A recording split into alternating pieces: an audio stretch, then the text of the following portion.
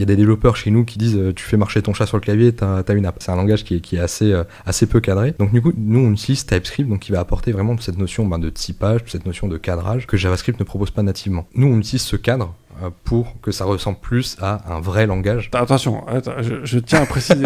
Je sais que JavaScript est un vrai langage. Je parle quand même à des devs, tu vois. Je peux pas me froisser avec. On est d'accord, mais c'est vrai que moi je viens du milieu de JavaScript, je peux me permettre de le dire. Mais c'est vrai que JavaScript a l'avantage d'être un langage qui est très abordable.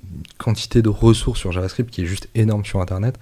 La prise en main du langage, elle est ultra simple. On peut commencer par faire des petits scripts sur un site web et après, en effet, se diriger soit vers du back avec du Node, soit vers du mobile avec React, avec Ionic, avec ce genre de framework. Et pour moi, c'est assez fascinant parce que, en effet, JavaScript est un langage très abordable dans lequel il est assez facile de rentrer, justement, du fait de ce manque de cadre. Il y a certains développeurs chez nous qui faisaient du JavaScript. Dès lors qu'on a mis ce cadre avec TypeScript, ça a été dur en fait, parce qu'il a fallu justement respecter certaines nouvelles règles qui se rapprochent des langages typés. C'est vrai que du coup il est prédominant, mais pour moi j'associe ça vraiment à sa prise en main qui est ultra facile.